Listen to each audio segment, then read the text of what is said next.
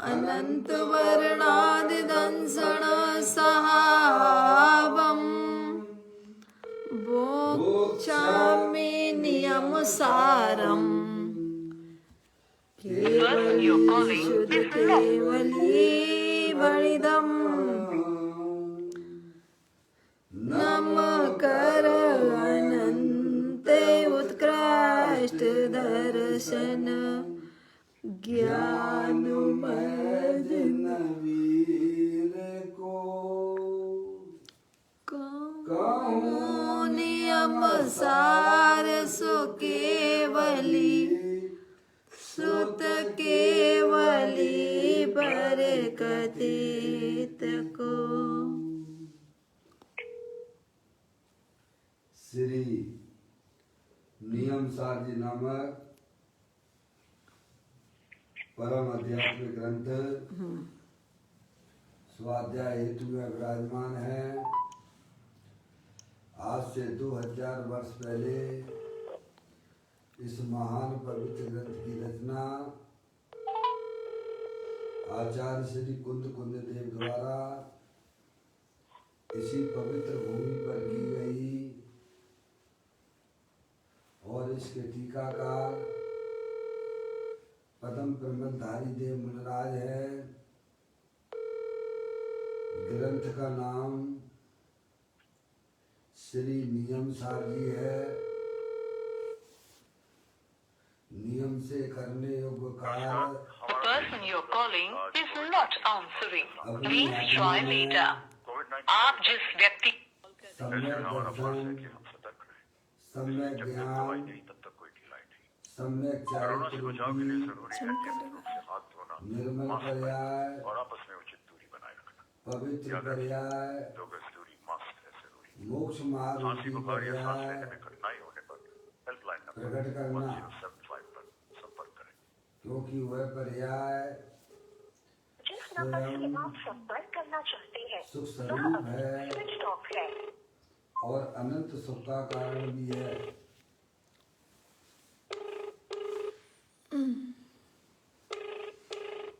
अनादि काल से हमारे आपके आत्मा में पर को अपना जानने वाली, पर को अपना मानने वाली, पर के साथ संबंध रखने वाली ऐसी मोह राग देश रूपी मलिन पर्याय, अपवित्र रूप पर्याय प्रकट है, जो स्वयं दुख स्वरूप है और अनंत दुख का कारण भी है। ऐसी मोरा देश रूपी मलिन पर्याय का अपनी आत्मा में से उस पर्याय का अभाव करना और सम्यक दर्शन ज्ञान चारित्र रूपी निर्मल पर्याय, पवित्र पर्याय, मोक्ष मार्ग रूपी पर्याय को प्रकट करना, ऐसे कार्य की प्राप्ति जिनवाणी माता के द्वारा अपने आत्मा के स्वरूप को पहचानना, अपनी जो आत्म वस्तु है वह परद्रव, प्रभाव और पर्याय से विभिन्न अखंड ज्ञान ज्योति स्वरूप है। ऐसे ज्ञायक प्रभु परमात्मा का माँ जनवाणी माता के द्वारा परिचय करके तत्पश्चात शरीर रागादिक ये सब कर्मकृत वस्तुएं हैं, इनका The person you're calling हमारी आत्मा के साथ में किसी भी प्रकार का कोई संबंध नहीं है।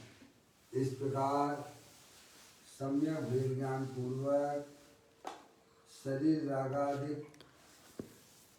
का लक्ष्य छोड़ के अंदर जो अखंड ज्ञान ज्योति स्वरूप भगवान आत्मा है उसमें ही अपना पन स्थापित करना, उसे ही निज रूप से जानना और उसमें ही अपनी वर्तमान पर्याय को मग्न कराना, उसे ही अरिहंत परमात्मा ने धर्म कहा है। उसकी चर्चा आचार्य भगवंतों ने, मुनिराजों ने एक एक गाथा और उसकी टीका और कलश के माध्यम से हमें अपने आत्मा के स्वरूप को यहाँ समझाया है। देखिएगा, यह श्री परम आध्यात्मिक ग्रंथ श्री नियम सार जी का स्वाध्याय चल रहा है, जिसका 6वां अध्याय निश्चय प्रत्याख्यान अधिकार है, जिसके अंतर्गत 102 नंबर की गाथा हम आप यहाँ हमें इस गाथा के माध्यम से जगत के समस्त जीवों को यह समझाना चाहते हैं कि शरीर के अंदर जो चैतन्य वस्तु है, ज्ञान दर्शनमयी आनंदमयी वस्तु है, वह मैं हूँ, वह शाश्वत है, जिसका ना तो कभी जन्म होता है और ना उसका कभी मरण होता है। ऐसी शाश्वत वस्तु देह देवल के अंदर विद्यमान है, वो मैं हूँ। और हमारी आत्मा में जो पर के संयोग से, पर के लक्ष्य से जो हमारी पर्याय में रागादिक परिणतियाँ होती हैं, वे सब हमारे आत्मा से बाहर है, बाह्य है। मैं तो एकमात्र अखंड ज्ञान ज्योति स्वरूप भगवान आत्मा हूँ, अनंत शक्तियों के भंडार वाला हूँ। इस प्रकार आचार्य कुंदकुंद देव ने अपने भाव को यहाँ व्यक्त किया है। अगर हमें अपने आत्मा का सुख शांति चाहिए तो जैसे ज्ञानी चिंतन करते हैं, विचार करते हैं, जिस प्रकार वे अपनी आत्मा का सेवन करते हैं, उस प्रकार हमें भी अपने जीवन में अपने वस्तु स्वरूप को समझकर कि शरीर तो नाशवान है, क्षणभंगुर तत्व है, अंदर जो जानने देखने वाली, जो अनंत शक्तियों के भंडार वाली चीज है, वह आत्मा में हूँ। और हमारी आत्मा में जो भी रागादिक परिणतियाँ होती हैं, वे सब पर के संयोग से, पर के लक्ष्य से उत्पन्न होने वाले भाव हैं। वे भी विध्वंस तत्व है, स्थायी चीज नहीं है। मैं तो एक अखंड ज्ञान ज्योति स्वरूप, सिद्ध की सामर्थ्य वाला, अनंत शक्तियों के भंडार वाला हूँ। ऐसा जब यह जीव अपने अस्तित्व को स्वीकार करता है, तब उसकी पर्याय में होने वाले रागादिक परिणाम वे धीरे धीरे समाप्त होने लग जाते हैं। इसी को आचार्य भगवंतों ने, मुनिराजों ने धर्म कहा है। अब देखिएगा, इसकी चर्चा 2-3 दिन से चल रही है। अपना स्वाध्याय या नियम सार प्रवचन माध्यम से, नियम सार प्रवचन के माध्यम से चल रहा है। पूज्य गुरुदेव श्री ने आचार्य भगवंतों के, मुनिराजों के द्वारा जो बताया गया भाव है, उसको यहाँ खोलने का प्रयत्न किया गया है। आप देखिएगा, आप निकालिए यहाँ पृष्ठ नंबर 820 पर, नियम सार प्रवचन 3रा भाग है। मैं पढ़ता हूँ। कल हमें यह समझाया गया था कि ज्ञानी जीव तो अपने आप को अनंत शक्ति में चैतन्य पदार्थ रूप से चिंतन करते हैं, विचार करते हैं, उसका लक्ष्य करते हैं, उसमें रमते हैं। वही एकमात्र भगवान बनने का उपाय है। और अज्ञानी जीव निरंतर शरीर से प्रेम करता है, उसका पोषण करता है। वह तो वास्तव में शरीर की उत्पत्ति का कारण हुआ करता है। जो शरीर से प्रेम करता है, जो शरीर से का पोषण करता है, वह निरंतर जो है शरीर को ही प्राप्त होगा। और जो अपने चैतन्य स्वरूपी भगवान आत्मा शुद्धात्मा से प्रेम करता है, उसका पोषण करता है, वह अशरीरी सिद्ध परमात्मा पर्याय में हो जाता है। समझ में आए? ऐसी सुंदर बातें कल अपन ने पढ़ी थी, अब उसके थोड़ा आगे। एक तरफ कारण परमात्मा बतलाया और दूसरी तरफ शरीर बतलाया। क्या बताया? एक तरफ कारण परमात्मा बतलाया, दूसरी तरफ शरीर बतलाया। शरीर के कारणभूत द्रव्य कर्म और भाव कर्म से रहित कारण परमात्मा है। अतः आत्मा एक है। क्या? यानी एक तरफ कारण परमात्मा शरीर के अंदर विद्यमान है, सिद्धि की सामर्थ्य वाला है, अनंत शक्तियों के भंडार वाला है, जानने देखने वाला है, अनंत शक्तियों के भंडार वाला है। मम्मी, एक तरफ चैतन्य पदार्थ दे देवर में विराजमान, राग से भी पार, पर्याय से भी भिन्न ऐसी चैतन्य वस्तु तीनों काल विद्यमान है, वह बतलाई। जितनी शक्तियां सिद्ध परमात्मा के पास में है, उतनी की उतनी शक्तियां वर्तमान में हमारे आत्मा में है। तो एक तरफ कारण परमात्मा बतलाया और दूसरी तरफ यह शरीर, समझ आप, जो कि क्षणभंगुर तत्व है, अनंत पुद्गल परमाणुओं का पिंड है, जिसे शरीर कहते हैं। तो एक तरफ कारण परमात्मा बतलाया, दूसरी तरफ शरीर बतलाया। शरीर के कारणभूत द्रव्य कर्म भाव कर्म से रहित कारण परमात्मा है। शरीर के कारणभूत द्रव्य कर्म भाव कर्म से रहित शरीर 9 कर्म है।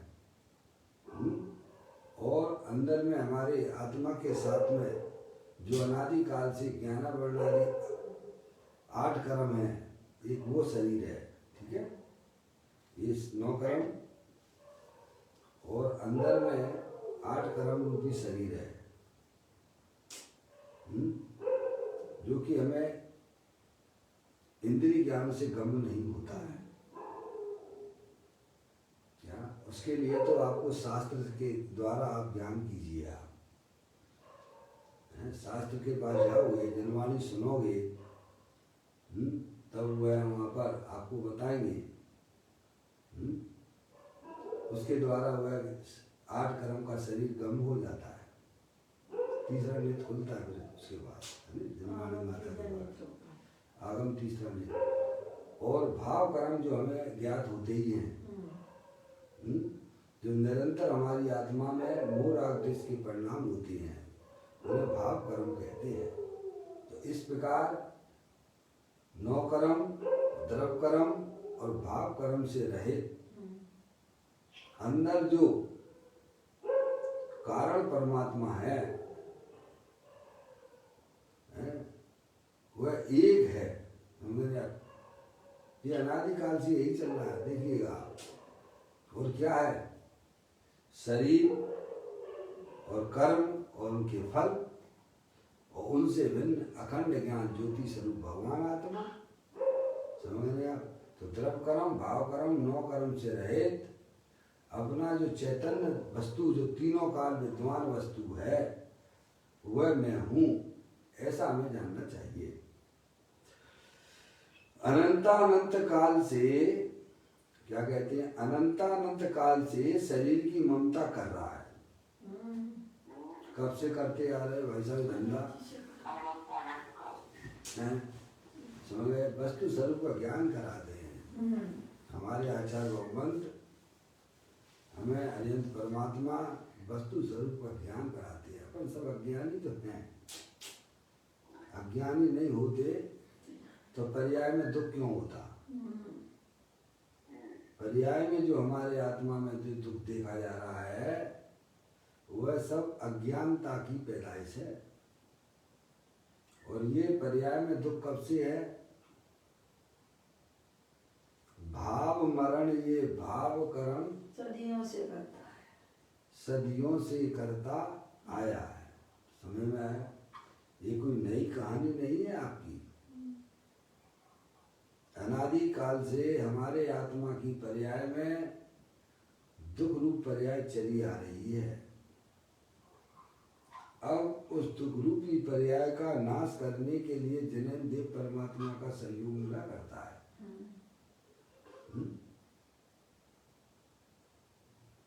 कितने कितने भवों के बाद ये मनुष्य पर्याय, उसमें जैन कुल की घटना, अरिहंत परमात्मा का मिलना, वस्तु स्वरूप को बताने वाली माँ जनवाणी माता का मिलना, ये तो महान सौभाग्यशाली जीव होते हैं, उन्हीं को मिलता है।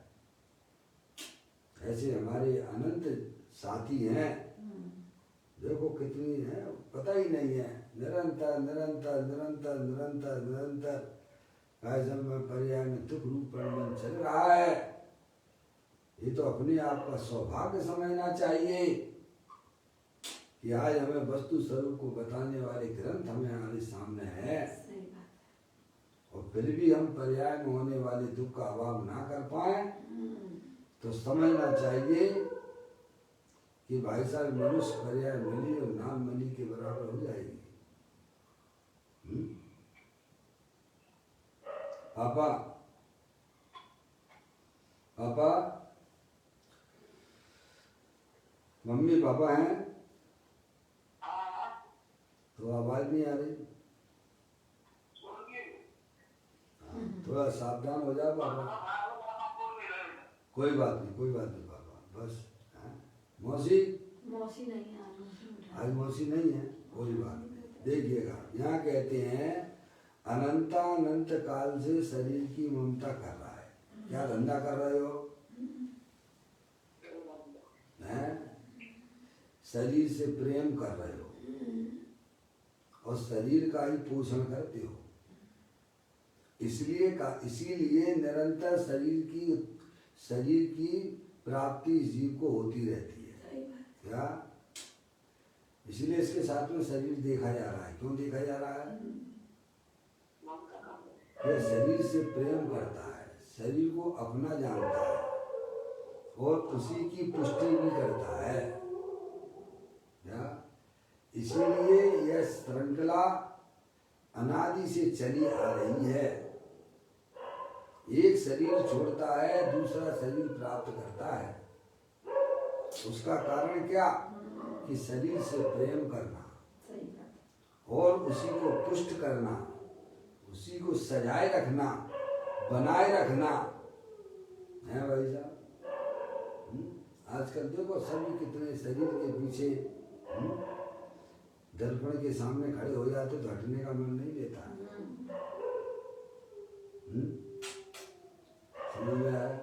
क्योंकि उसी के श्रृंगार में पूरा हमारा जीवन चला जा रहा है। जिसके श्रृंगार में जीवन तो कह रहे ये घटना, ये चीज जो है आपके साथ में अनादिकाल से घटती चली आ रही है। जो मेरा चीज नहीं है उस पर हम प्रेम करते हैं और उसी को निरंतर पोषते रहते हैं, तो उसका फल तो निरंतर शरीर आपको मिलते रहेंगे। और अंदर शरीर से भिन्न जो शुद्धात्म वस्तु है, जो अनंत शक्तियों के भंडार वाली है, हमें उसका ज्ञान करना चाहिए, हमें उसके स्वरूप को पहचानना चाहिए और पहचान कर उससे प्रेम करना चाहिए।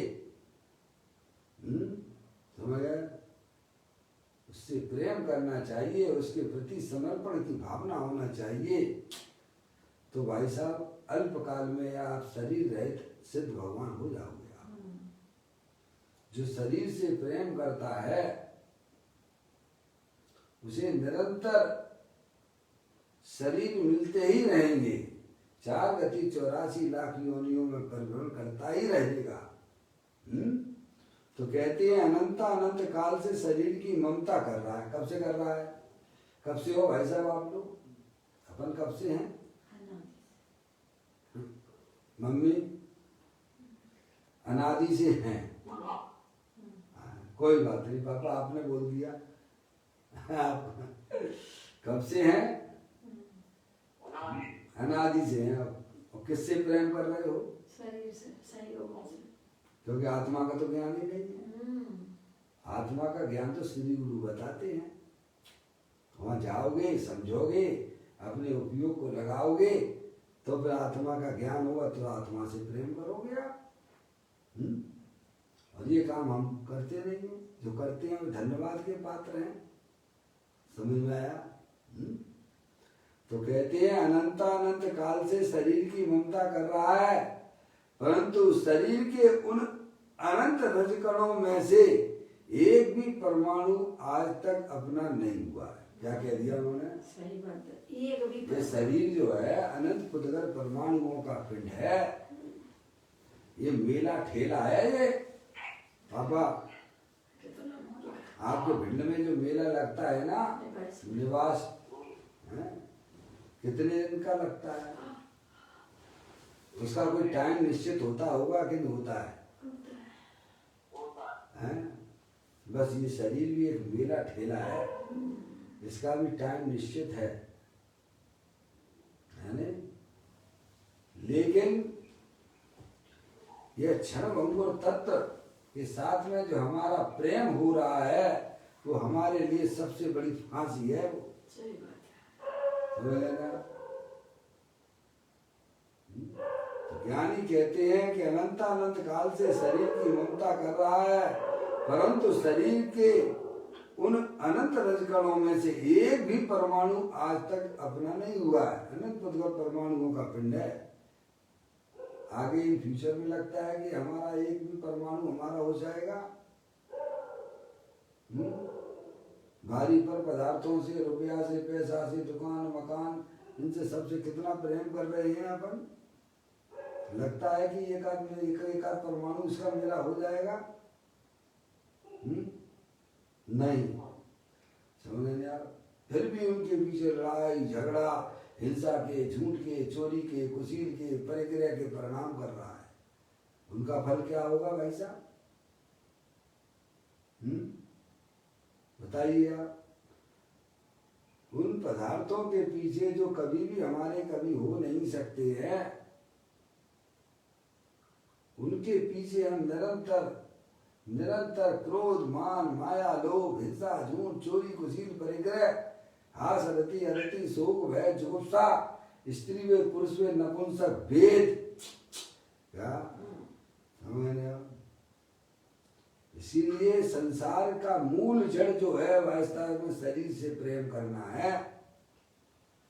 आचार्य कुंदकुंद देव ने 94 नंबर की गाथा प्रवचन सार जी के माध्यम से जगत के जीवों को बताया कि समस्त अविद्याओं का मूल क्या है।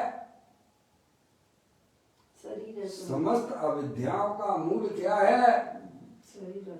कि शरीर को अपना मानना, शरीर के साथ प्रेम करना, वह समस्त अविद्याओं का मूल है। और समस्त विद्या का सारभूत क्या है? अपनी शुद्धात्मा को पहचान कर उससे प्रेम करना इस समस्त विद्याओं का सार है। क्या? शास्त्र पाठी भी मूढ़ है जो निज तत्व अजान है भाई साहब। शास्त्र भी पढ़ते हो लेकिन अपनी शुद्धात्मा में अपनापन स्थापित नहीं करते हो। शुद्धात्मा मेरी चीज है, बाकी सारे पदार्थ द्रव कर्म, भाव कर्म, नौ कर्म मेरे से, आत्मा से भिन्न है। उनसे हमारा किसी प्रकार का कोई संबंध नहीं है। जब तक ये बात हमारे ज्ञान और प्रतीति में नहीं आती है तब तक मोक्ष के दरवाजे हमारे लिए बंद पड़े हुए हैं। समझेंगे आप? कहते हैं अनंत अनंत काल से शरीर की ममता कर रहा है, परंतु शरीर के उन अनंत रजकणों में से एक भी परमाणु आज तक अपना नहीं हुआ है। कब से करते आ रहे? अनंत काल से प्रेम करते आ रहे हैं। ज्ञानी कहते हैं तुम्हें एक परमाणु भी मिलता नहीं है उसमें। कितना भी आप प्रेम लुटाइए पर पदार्थों में कितना भी प्रेम कीजिए, पर वे तुम्हारे कभी भी हो सकते नहीं है। हुए नहीं हो, क्या भाई साहब, हुए नहीं है, हो नहीं रहे हैं, और इन फ्यूचर में कल्पना भी ना करना कि मेरे हो जाएंगे। समझ में आया? मैं एक शुद्ध सदा रूपी ज्ञान द्रव्य यथार्थ से कुछ अन्न वो मेरा नहीं, परमाणु मात्र नहीं। अरे ज्ञानी के तो ऐसी निरंतर अपनी प्रतीति अपने आत्मा की चलती रहती है, पर पदार्थ मेरा कभी नहीं हो सकता है। इसीलिए ज्ञानी पर पदार्थों के प्रति अपना प्रेम तज देते हैं, और अपना शुद्धात्मा जो कि अनंत शक्तियों के भंडार वाला है, उसमें अपनापन स्थापित करते हुए उसमें ही अपनी पर्याय को मग्न कराते हैं। कहते हैं कि शरीर के उन अनंत रजगणों में से एक भी परमाणु आज तक अपना नहीं हुआ। ये कौन किसी का है?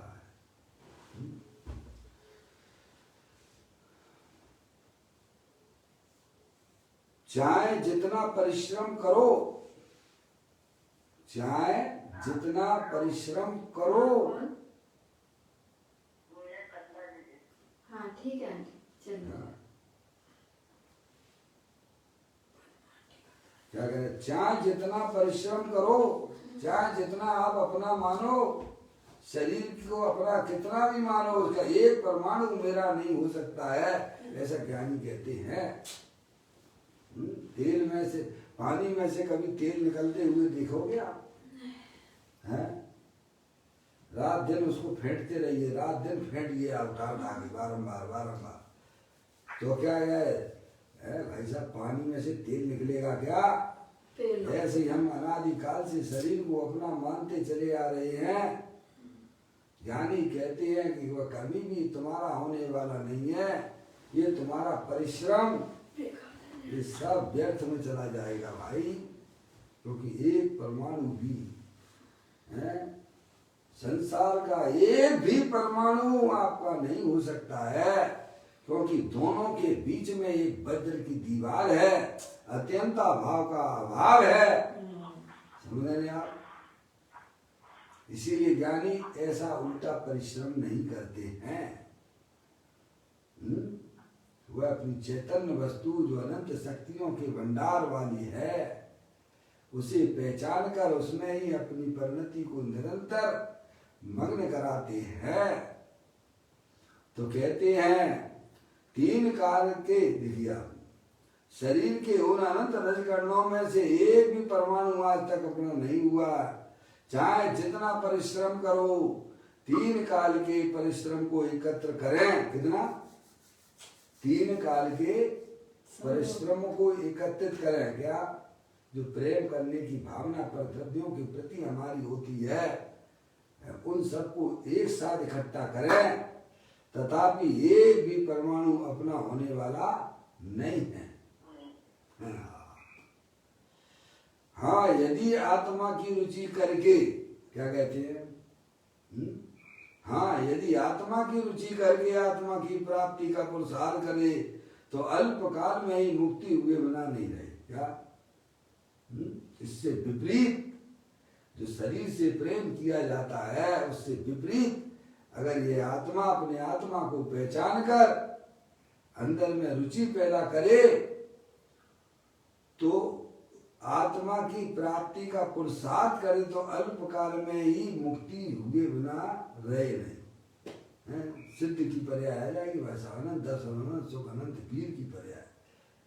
आत्मा को पहचान कर आत्मा से आपने प्रेम किया, तो तत्काल आपकी पर्याय में निराकुलता रूपी पर्याय की उत्पत्ति हो जाएगी। जो हमारी आत्मा में अनंत शक्तियां हैं, उनका किंचित प्रकटता जो तत्काल हो जाती है। मम्मी,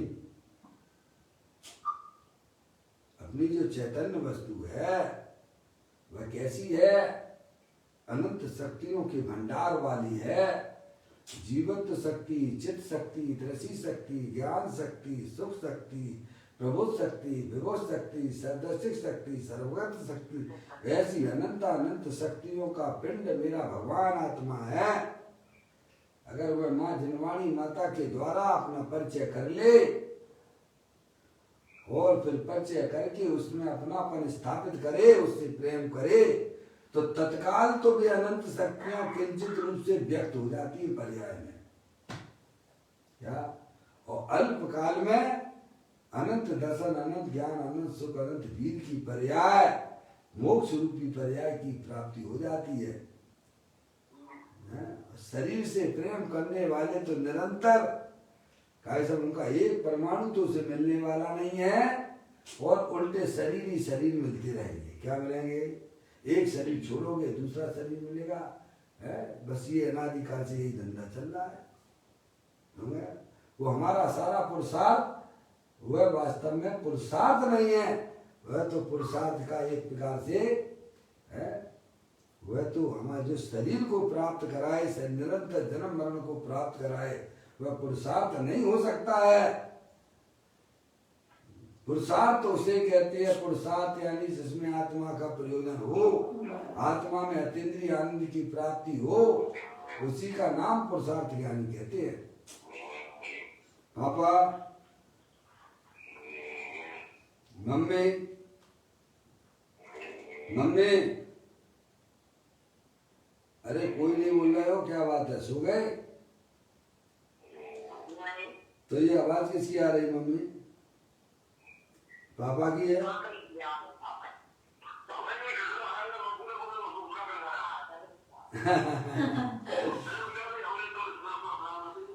पापा मालूम नहीं पड़ता है, पापा है।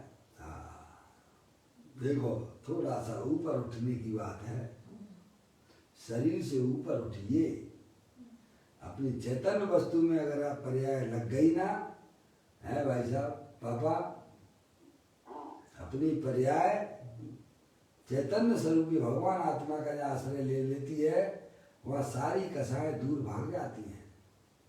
ये निद्रा भी एक कसाय है। हमारी बैठक शरीर के ऊपर होने से सारी कसाएं काम करती हैं। जब हमारी बैठक हमारी शुद्धात्मा के ऊपर होगी, है, तो ये सब कसाएं क्या हो जाएंगी? दूर भाग जाती हैं। जिस प्रकार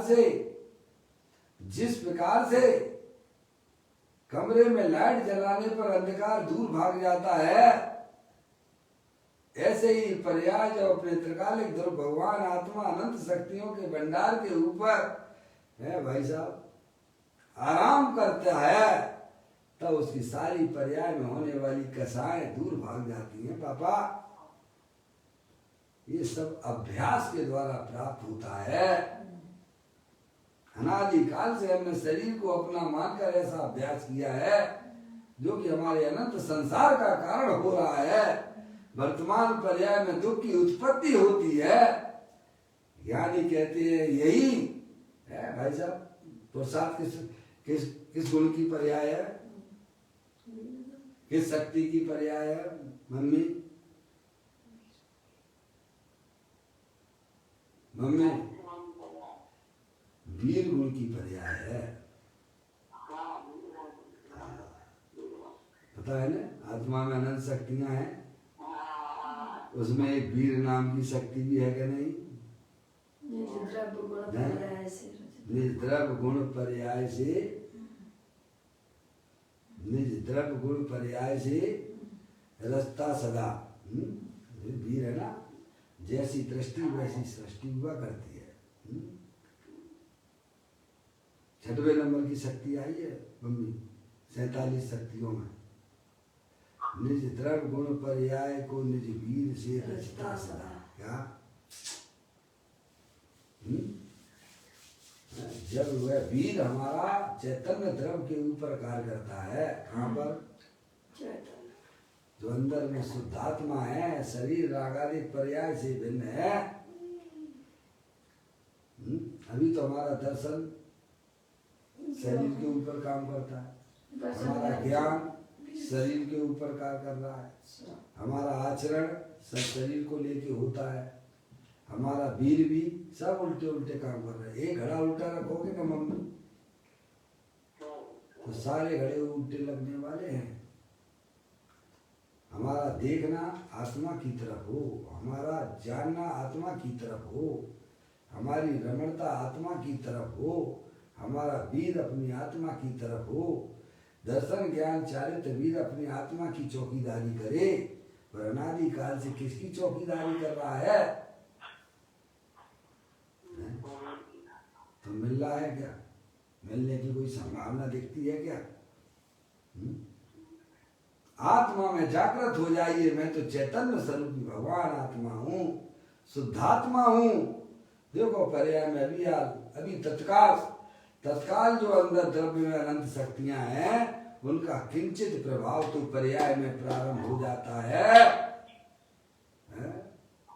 अल्प काल में उस पर्याय में, उस आत्मा में अनंत दर्शन, अनंत ज्ञान, अनंत सुख, अनंत वीर की प्राप्ति होती है। सावधान रहिए पापा। कहते हैं एक भी परमाणु अपना होने वाला नहीं है। हाँ, यदि आत्मा की रुचि करके, किसकी रुचि करके, किसकी रुचि की बात की जा रही है? जो तुम हो भाई की रुचि करना, आत्मा। आत्मा बनाम आप, आत्मा का दूसरा नाम आप। हम कौन है सब? आत्मा है। समझ रहे आप? तो कहते आत्मा की रुचि करके आत्मा की प्राप्ति का पुरुषार्थ करे तो अल्प काल में ही मुक्ति हुए बिना रहे नहीं। गारंटी देते ज्ञानी जी, करके देख लो एक बार, अगर आपको विश्वास ना हो तो। क्या समझ में आया? ओ देह से अत्यंत भिन्न कारण परमात्मा हूं। मैं कौन हूं? देह से अत्यंत भिन्न। देह जड़ है, अनंत पुद्गल परमाणुओं का पिंड है, और मैं चेतनेश्वर भगवान आत्मा हूं। ये रूपी है शरीर, और मैं अरूपी हूं। कौन हूं मैं? हमारा इसका क्या संबंध है बताइए आप? है तो कहते हैं देह से अत्यंत भिन्न कारण परमात्मा हूं। ऐसा भान यदि ना करे, देखो ऐसा भान ना यदि ना करे तो संसार रूपी नंदन वन भी सूखने वाला नहीं है। क्या है? नंदन वन है ना, नंदन वन जष्टान का पर्व में पूजा करते हो ना, वो हमेशा का समय पंचमेर की पूजा में आता है। एवर ग्रीन है भाई, ग्वालियों से पानी वगैरह वो सब बताया ना, तो वो सूखेगा क्या? कभी नहीं सूखता है, क्योंकि पानी उसमें मिल रहा है बराबर। समझे नहीं आप? इसे हरा भरा बना रहता है। ऐसे ही अज्ञानी जीव शरीर से प्रेम करके निरंतर शरीर को प्राप्त हो रहा है। अगर ये शरीर से प्रेम करना छोड़ दे और अपने शुद्धात्मा को पहचान कर उससे प्रेम करे, तो ये शरीर जो है सूख जाता है। क्या? यानी अंदर में होने रागादिक परिणाम में सब सूख जाते हैं। श्रीमद आचार्य जी ने यही तो बताया, जब उनसे प्रश्न पूछा गया कि प्रभु आपका ज्ञान तो इतना अच्छा है, लेकिन आपका शरीर तो बिल्कुल दुबला पतला है, पूरी हड्डियां सब आपकी दिख रही हैं, ऐसा कैसे हो रहा है? तो उन्होंने कहा हमारे दो बाघ हैं, एक चेतन बाघ है और एक जड़ बाघ है। कौन से? चेतन और जड़। एक चेतन बाघ है, एक जड़ बाघ है। तो हम जिधर सिंचन करते हैं वह हरा भरा होता है, और जिधर सिंचन बंद कर देते हैं वह सूख जाता है। तो उनका उत्तर मिल गया कि नहीं मिल गया? वे अपने उपयोग द्वारा अपने कारण परमात्मा का सिंचन करते हैं, तो अंदर ज्ञान की वृद्धि होती चली जाती है, आनंद की वृद्धि होती चली जाती है। समझने आप? और जो शरीर में अपना उपयोग लगाते हैं, शरीर से प्रेम करते हैं, क्या निरंतर शरीर को प्राप्त होते हैं। इसीलिए शरीर हमारा जो है वैसा कैसा हो रहा है?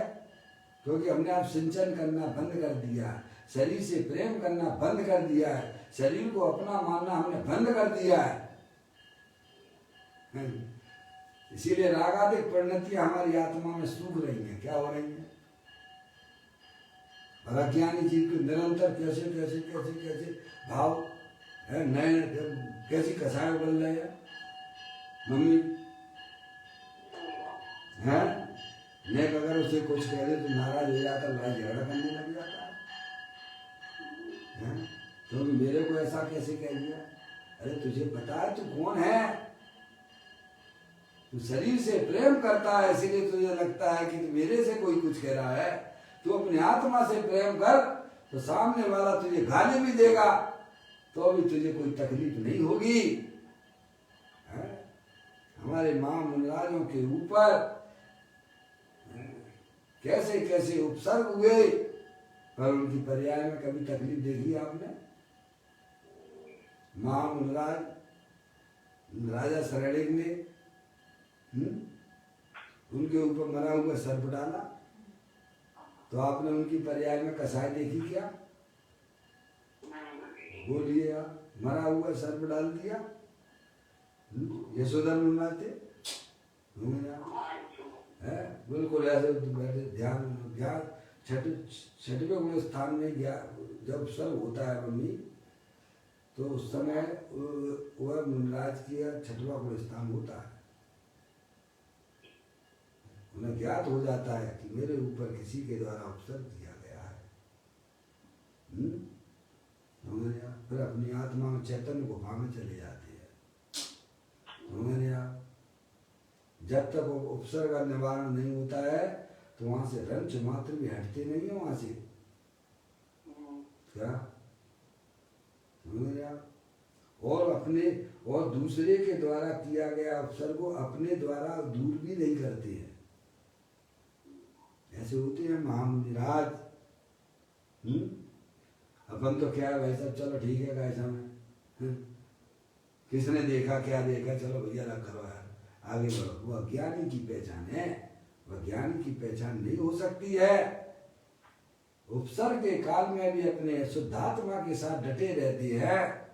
ऐसे हमारे महामुनिराजों के ऊपर ऐसे ऐसे उपसर्ग हुए, लेकिन किंचित मात्र भी उनकी पर्याय में दुख की पर्याय नहीं हुई। क्यों? क्योंकि वे अपनी आत्मा से प्रेम करते हैं। उनकी पर्याय अपनी आत्मा में मग्न हो रही है। और अज्ञानी को न कोई कुछ भी प्रतिकूलता आ जाए तो देखो आकुल व्याकुल हो लेता है। उसका कारण शरीर से प्रेम करना है।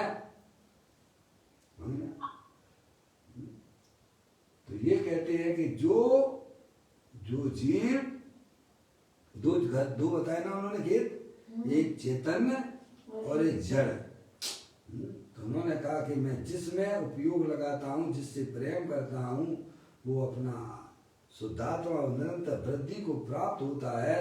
अब मैंने शरीर से प्रेम करना छोड़ दिया है तो वो सूख रहा है। क्या हो रहा है? अंदर में कसाई भी सूखने लग जाती हैं। जिसको धर्म कहते हैं ज्ञानी। कहते हैं देह से अत्यंत भिन्न कारण परमात्मा हूं, ऐसा भान यदि ना करे तो संसार रूपी नंदन वन भी सूखने वाला नहीं है। क्या मम्मी है?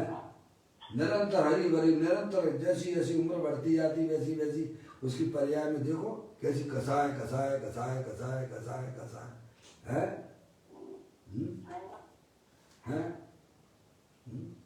तो कहते सूखने वाली नहीं है। संसार रूपी नंदन वन में सूखने वाला नहीं है। जैसे अशरीरी सिद्ध भगवान है वैसा ही मेरा आत्मा है। कैसा है? जैसे सिद्ध परमात्मा है, अशरीरी सिद्ध भगवान है, उनके शरीर नहीं है। है उनके पास शरीर? उनके संयोग में शरीर है क्या? नहीं है। 8 कर्म वाला शरीर है क्या? नहीं। भाव कर्म वाला शरीर है क्या उनके? तीनों शरीर नहीं है उनके।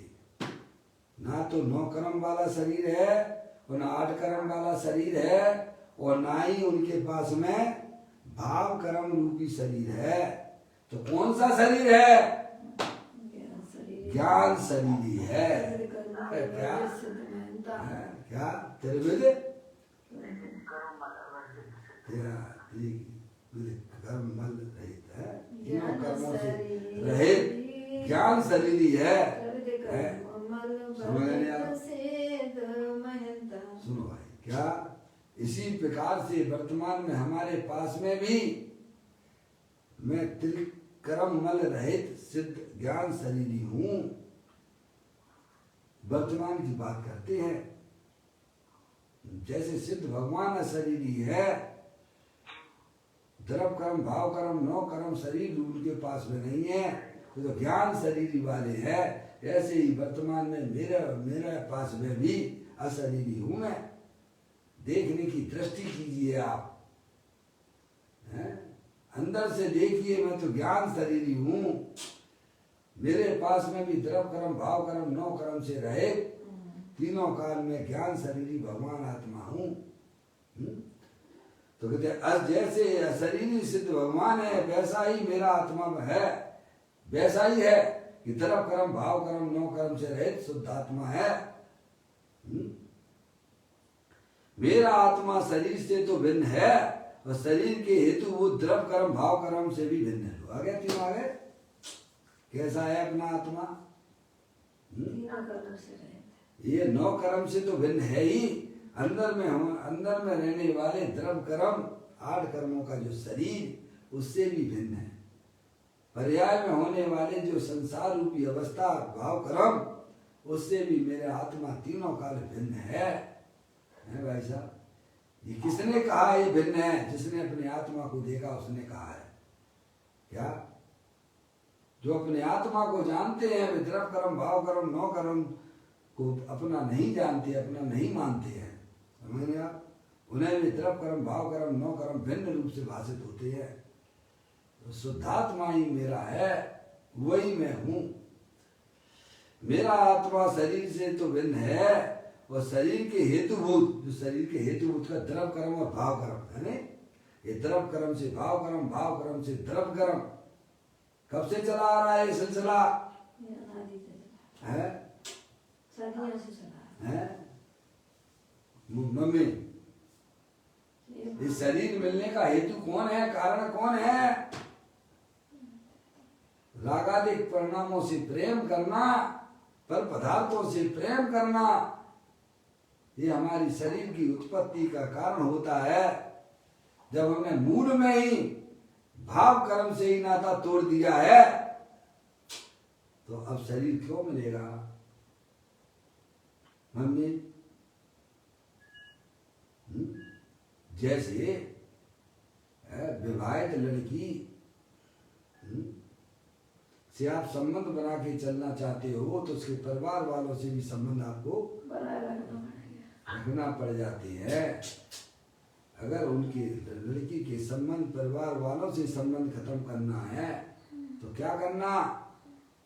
जैसा उससे तो मैं संबंध नहीं तोड़ूंगा, तो नहीं तोड़ूंगा तो भाई साहब उसके परिवार और उसके रिलेशन से संबंध तो बने रहेंगे आपके। तो क्या करना? उस विवाहित लड़की से ही जिसने संबंध तोड़ दिया है तो क्या उसके परिवार वालों से संबंध बने रह सकते हैं क्या? हमें ऐसे ही ज्ञानियों ने जो संसार का कारण रागादिक परिणतियां थी उससे ही उसने अपना संबंध तोड़ दिया है। तो उसे फिर ये है ये शरीर और द्रव कर्म मिलेंगे उसे क्या? समझना, ऐसी बात है। कहते हैं मेरा आत्मा शरीर से तो भिन्न है और शरीर के हेतुभूत द्रव कर्म और भाव कर्म से भी भिन्न है। इसीलिए मैं तो एक हूँ, त्रिकाल एक रूप कारण परमात्मा ही हूँ।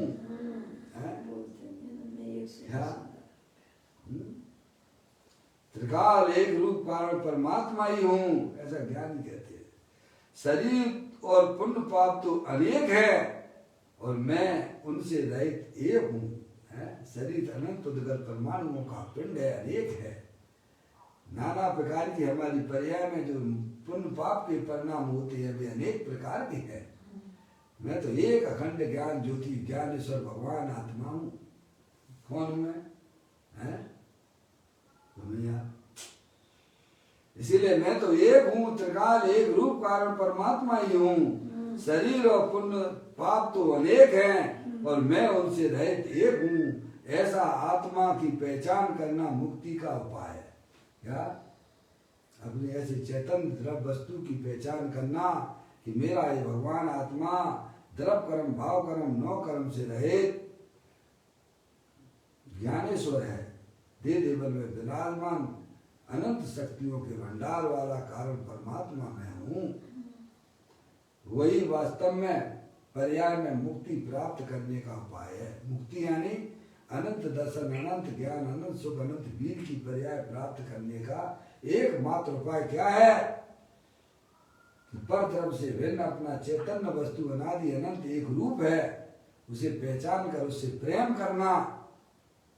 वही वास्तव में हमारे लिए अनंत दर्शन ज्ञान सुख वीर की पर्याय को प्राप्त करने का एकमात्र उपाय है। ऐसा एक रूप शाश्वत कारण परमात्मा भी, क्या ऐसा एक रूप शाश्वत कारण परमात्मा ही ज्ञानी को उपाधि है। उपाधि का मतलब आश्रय करने योग्य है। ऐसा एक रूप शाश्वत कारण परमात्मा ही है, शाश्वत, जिसका कभी ना उत्पन्न होता है ना नाश को प्राप्त होता है। ऐसा कारण परमात्मा तीनों काल द्रव्य कर्म भाव कर्म नौ कर्म से रहित तीनों काल विद्यमान वस्तु है और वही वास्तव में उपाधि यानी आश्रय करने योग्य है? समझ लिया? वही उपाधि है। ऐसा अब कहते हैं। अब जी पदम परमलदायी दिन बन रहा है। अब दूसरी दो बातें हो गई। आत्मा की बात बताई, शरीर क्यों मिलता है वह बात भी बताई। अब कहते हैं कि एक रूप शाश्वत कारण परमात्मा ही ज्ञानी को उपाधि है। अब कहते क्यों उपाधि है वो बताते हैं। तथा वही कारण परमात्मा समस्त क्रिया कांड के है, वही कारण परमात्मा समस्त क्रिया कांड के आडंबर के विविध विकल्प रूप कोलाहल से रहित सहज शुद्ध ज्ञान चेतना को अतिद्रिय पने भोगता हुआ शाश्वत रहकर मेरे लिए उपाधि रूप से रहता है। तीसरी बात कहते हैं परम परम भाई देव मिल रहा है, उसका खुलासा कुछ गुरुदेव श्री करती है। चैतन्य स्वरूप के अलावा बाहर के लक्ष्य से जितने शुभ अशुभ भाव होते हैं वे सब क्रिया कांड के आडंबर हैं। क्या कह दिया, क्या समझाया? परम परम दाईदेव महाराज की लाइन का कि चैतन्य स्वरूप के अलावा, चैतन्य यानी शुद्धात्मा के अलावा बाहर के लक्ष्य से, किसके लक्ष्य से? बाहर के लक्ष्य से है, निमित्त के लक्ष्य से, ठीक है। बाहर के लक्ष्य से जितने शुभाशुभ भाव होते हैं हमारी आत्मा में, जो निरंतर पर जो परिणामों में शुभाशुभ परिणाम होते हैं, पुण्य पाप जो होते हैं वे किनके लक्ष्य से होते हैं? बाहर पर द्रव्यों के लक्ष्य से होते हैं। समझ में आई? तो कहते हैं चैतन्य स्वरूप के अलावा बाहर के लक्ष्य से जितने शुभाशुभ भाव होते हैं वे सब क्रिया कांड के आडंबर हैं। समझ गया? बाहर के लक्ष्य से तो अनेक प्रकार के विकल्पों का कोलाहल होता है, चैतन्य में कोई कोलाहल है ही नहीं है। क्या भाई? जितने भी हमारे आत्मा की पर्याय में जो भी दुख रूप पर्याय चल रही है उन सब में पर का लक्ष्य वर्तता है। पर ज्ञानी को पर का लक्ष्य ना होने से, अपने शुद्धात्मा का लक्ष्य होने से, क्योंकि अपना जो शुद्धात्मा है पर द्रव्य पर भाव से भिन्न है, पर्याय से भी भिन्न है, ऐसे शुद्धात्मा का लक्ष्य होने से पर्याय में कोलाहल भी नहीं होता है। समझ गए आप? पर्याय में होने वाले जो भी शुभाशुभ परिणामों को भाई साहब शांत करना हो तो अपने ज्ञाय प्रभु परमात्मा जो कि तीनों काल शांत स्वरूप है, सुख स्वरूप है, उसके पास जाओगे तो आपको भाई साहब एकदम शांति। क्या है? ये बताते हैं। भजन आता है, कोलाहल से दूर स्वानुभव, कोलाहल से दूर स्वानुभव, सहज सुधा रस पीते। पुनराज जो है दुनिया से दूर हटते हुए, अपनी पर्याय को दूर हटाते हुए, हैं, अंदर जो शांत रस से भरपूर भगवान आत्मा, उसका रस स्वादन करते हैं। अगर आपको अपनी पर्याय में सुख शांति चाहिए तो पर का लक्ष्य छोड़िए और अपने गायक प्रभु परमात्मा का लक्ष्य कीजिए, जो निरंतर सुख शांति का भंडार है। समझ आप? पर से हट स्वयं में बस तो आएगा अतीन्द्रिय रस। समझे? अपने उपयोग को हटने का मतलब क्या है कि पर का लक्ष्य मत करो। समझे आप? पर का लक्ष्य जब ही है मम्मी,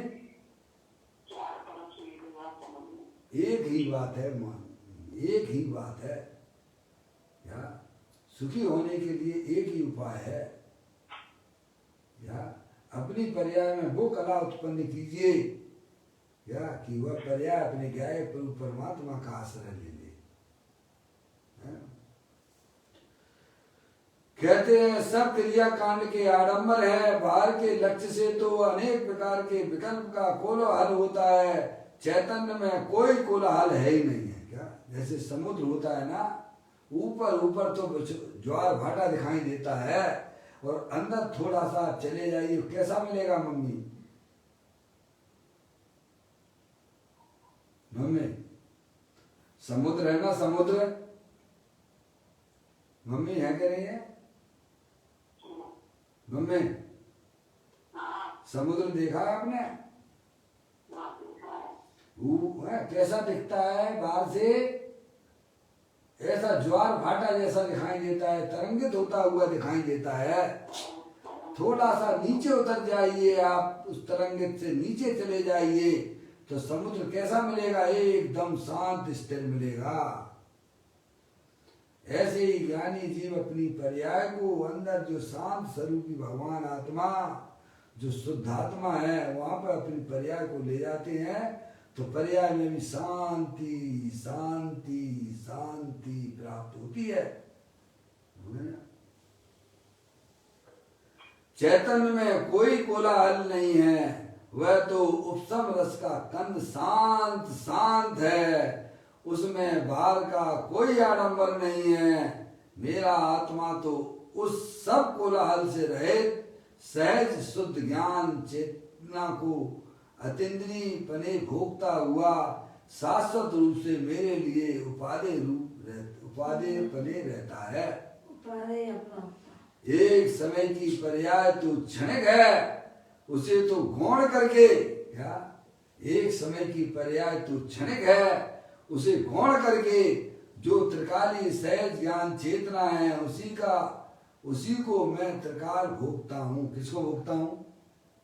अब कहाँ से हट गई उसकी पर्याय? ज्ञानी की पर्याय परद्रव्य से हट गई मम्मी, परद्रव्य का लक्ष्य उसमें से चला गया, अंदर में होने वाले रागादिक परिणामों से भी हट गई, उसका भी लक्ष्य नहीं है उसकी पर्याय में। और एक समय की पर्याय उत्पन्न विध्वंसी है, उससे भी उसका लक्ष्य हट गया। अब लक्ष्य कहाँ चला गया उसका? दृष्टि कहाँ चली गई उसकी? अंदर जो शुद्धात्मा शांत स्वरूप है, सुको शांत रस से लवालव्य ज्ञान सागर आत्मा, बेभ्रम की चादर हटा सर्वांग पर घट आत्मा। हे बाबूजन इस लोक के सब एक साथ न इसे ही अपनाइए, इसमें ही मग्न हो जाइए। अब वह पर्याय किसको उपादेय रूप से ग्रहण करती है? अब वह पर्याय समस्त पर द्रव्यों का लक्ष्य करना छोड़ दिया है, रागादिक परिणतियों का भी लक्ष्य नहीं करती है और एक समय की पर्याय को भी लक्ष्य नहीं करती है। अंदर जो शाश्वत शुद्धात्मा है, जो कि अनंत शक्तियों के भंडार वाला है, बस उसको ज्ञान का घी बनाती है, उसी का वह आश्रय लेती है, तो उसकी पर्याय में भी शांत सात उपशम रस की धाराएं प्रारंभ हो जाती हैं। इसे ही ज्ञानियों ने धर्म कहा है। हम उसका चिंतन करें, उसका विचार करें, बारंबार अभ्यास के द्वारा वह चैतन्य वस्तु हमारी पर्याय में अवश्य प्राप्त होती है। इसमें कहीं कोई दिक्कत आती नहीं है। अब आगे की चर्चा अपन बाद में पढ़ेंगे, समय अपना हो गया।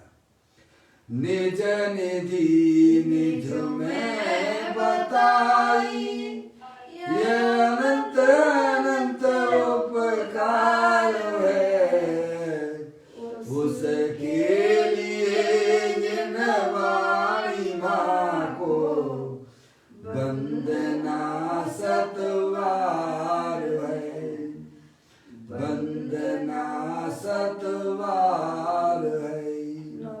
9वां नमोकार मंत्र।